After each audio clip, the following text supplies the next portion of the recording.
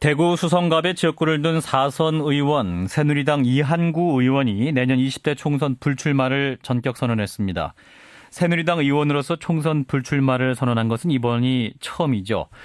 이번 이한구 의원의 총선 불출마 선언이 앞으로의 경제정책과 관련한 당정청의 입장 그리고 개각과 청와대 인사 또 영남권의 공천 물갈이 여부 등에 대해서 어떤 영향을 끼칠지 관심 모으고 있습니다. 이한구 의원 지금 전화로 연결되어 있습니다. 의원님 안녕하십니까? 예, 안녕하세요. 예, 새누리당 의원으로 처음으로 총선 불출마를 선언하셨습니다. 왜 하셨습니까? 우선 이제 총선에 출마하려면 금년은 지역구에서 살아야 됩니다. 예.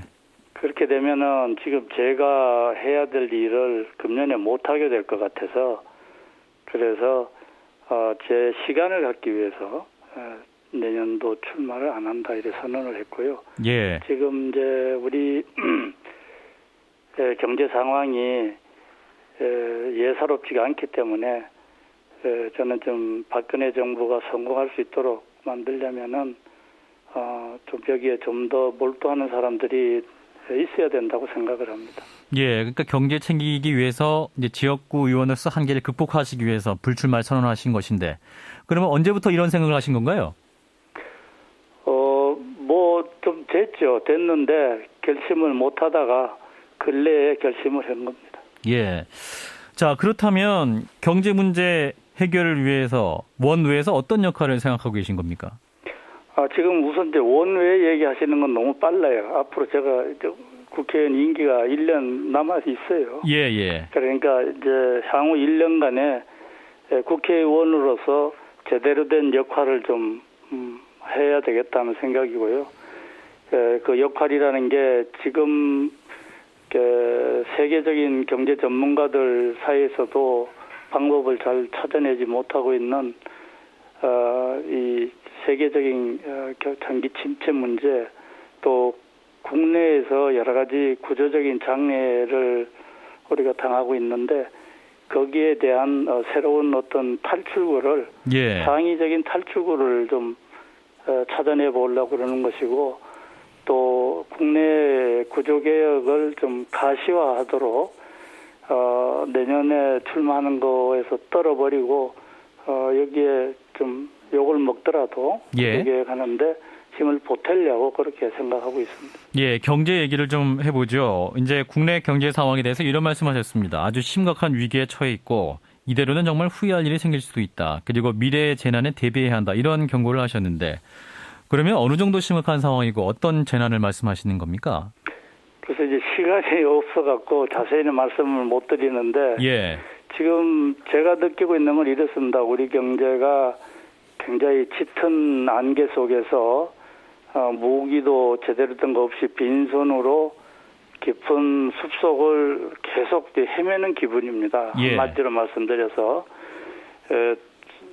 약간 자세히 말씀드리면 지금 세계 경제가 2008년 이후 금융위기가 이제는 재정위기로 넘어가고 선진국들이 전반적으로 이제 소위 위기에 대한 정책 협조가 지금 잘 안 되고 있는 상황입니다. 예. 환율 전쟁이라는 얘기까지 나오고 있는 거고 또 이 틈새에 국제 투기 자본이 자기들 이익 챙기려고 신흥 국가들 시장을 흔들 가능성이 굉장히 큰 거고 예. 또 우리가 그동안에 의존하고 있던 중국 경제도 이제는 조정이 돼야 되는 시기로 와 있거든요. 예. 그래서 우리 주변 환경이 굉장히 나빠져 있는데 우리 내부는 뭐 여러 가지 이유로 잠재 성장률은 계속 떨어지고 산업 공동화 일어나고 또 과잉 부채 문제는 더 심각해지고 또 인구 구조로 봐서는 이제 소비 절벽이 지금 닥쳐오고 예. 그래서 경제 전반이 활동성이 떨어지고 면역성이 굉장히 떨어지고 있어요. 예, 의원님 그러면 이제 말씀 들어보면 우리나라만 그런 게 아니고 세계 경제가 비슷한 상황이라면 우리만 어떻게 한다고 뭐 쉽게 해결될 수 있는 그런 문제는 아니지 않습니까?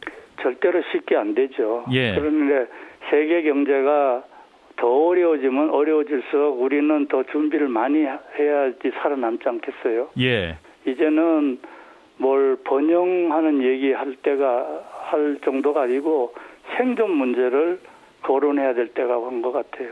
예, 생존 문제다. 그러면 현 최경환 부총리를 중심으로 한 경제팀에게 뭐 어떤 조언을 할 수 있을까요? 지금 이제 정부로서는 나름대로 계획은 잘 짜고 있어요. 예. 짜갖고 있는데 뭐 경제 혁신도 하겠다, 창조 경제도 하겠다, 또 경제 활성화를 위한 여러 가지 법안도 제출해 놓고 이렇게 있는데 예. 문제는 이런 이제 정책들이 홍보가 제대로 안 돼 있고 속도가 굉장히 느려요. 예. 그리고 이제 정책은 실천이 돼야 되는데 실천 체제도 지금 굉장히 좀 불만스러운 상황에 와 있고 주로 이제 관료들의 기득권 내려놓는 거하고 관계가 돼서 그렇겠죠. 예. 그다음에 이제 국회의 협조가 지금 제대로 안 되고 있어서 이 국회 협조 문제를 포함해서 국민들이 이제는 나서줘야 될 때가 됐다 이런 생각이 들어갑니다. 국민들이 나선다는 건 무슨 말씀이세요? 정부만 뭘 해볼 수도 없게 돼 있는 상황이 와 있어요.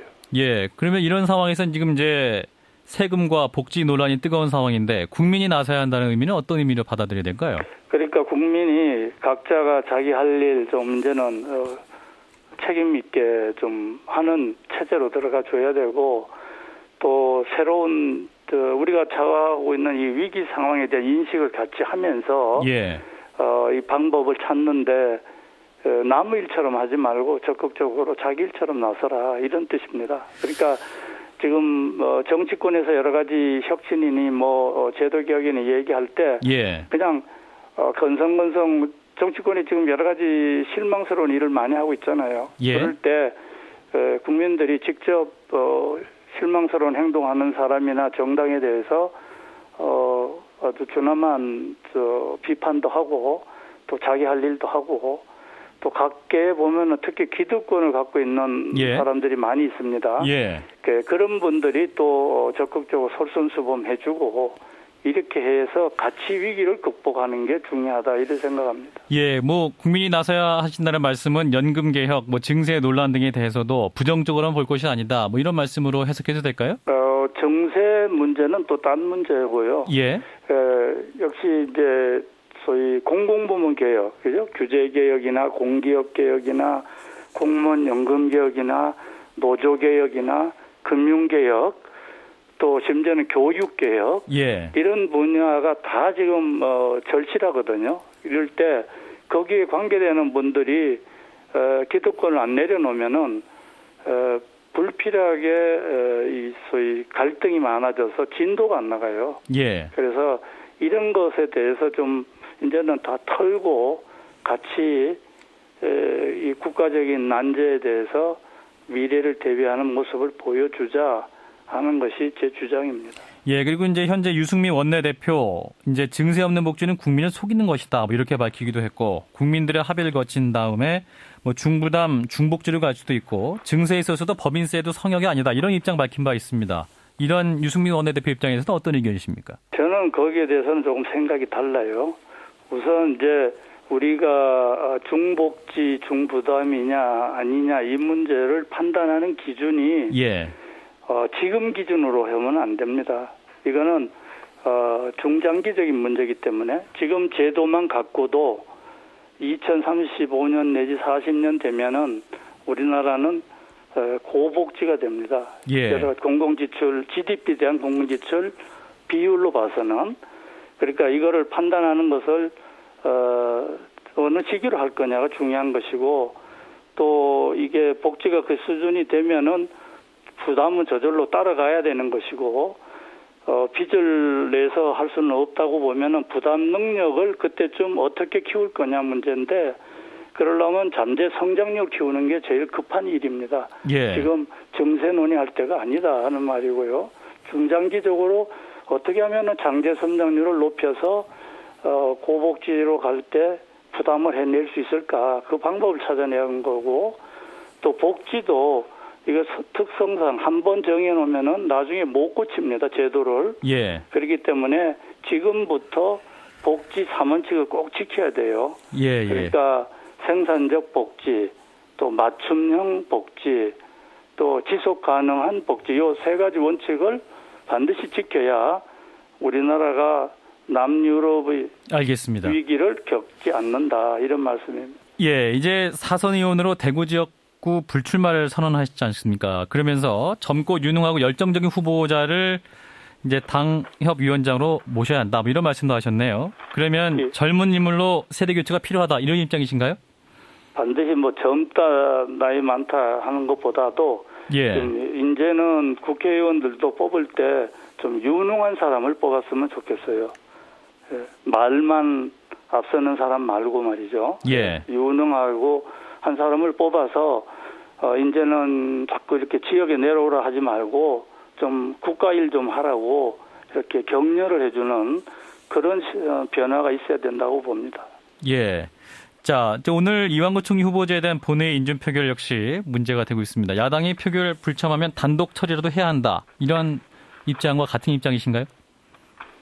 당연하죠. 그 국회의원이 야당도 국회의원 아닙니까? 예. 그리고 국회의원이 총리 후보자에 대해서 표결하는 건 당연한 거 아니에요? 예. 뭐 근데 이제 강행 처리되면 또 이런 우려도 일각에서 나오고 있습니다. 이제 새누리당 전신인 한나라당 시절에 그 정운찬 전 총리가 이제 1년여간 극심한 여야 대립과 당내 개파 갈등, 재보선 참패 등을 겪었는데 이제 친이계인 이재 의원이 최근 이러한 것을 우려해서 단독 처리하면 뒷감당 어떻게 할 것이냐 이런 문제도 제기하고 있는 상황인데요. 그렇죠. 예. 그것도 옳은 지적이에요. 예. 그러면 단독 처리 안 하고 그럼 계속 또 야당이 발목 잡으면 그냥 그대로 끌려가면은 국민들은 누굴 믿고 자기들 생업에 종사하나요? 국회는 제대로 역할을 해야 되지 않겠어요? 어떻게든지 후유증이 있으면은 후유증이 안 생기도록 하는 게 제일 중요한 거고요. 예. 그러나 불가피하게 후유증이 생길 수밖에 없다 하면은 또 후유증을 후유증대로 수습해 나가야죠. 그러나 야당이 중요한 거예요. 그래서 예. 이번에도 마음에 안 들면 부표를 던지죠. 그리고 그거 책임은 누가 지느냐? 여당이 질 거 아니에요. 정치적으로. 그 총리 인준은 예정대로 진행돼야 된다라는 입장이시고 마지막으로 한 질문만 드리겠습니다. 이제 나중에 기회가 되시면 내각에 들어가셔서 또 우리 경제를 위한 역할 해보실 의향도 있으신가요? 글쎄 그런 얘기는 뭐 하나만 한 얘기잖아요. 지금 저는 중요한 게 우리가 당면할 문제 이거에 대해서 심각하게 고민을 하고 탈출구를 좀 자유스러운 입장에서 찾으려고 노력하는 사람들이 좀 많이 있었으면 좋겠다 하는 그런 입장입니다. 예, 알겠습니다. 말씀 여기까지 듣죠. 고맙습니다. 예, 수고하세요. 내년 4월 총선 불출마를 선언한 새누리당 이한구 의원이었습니다.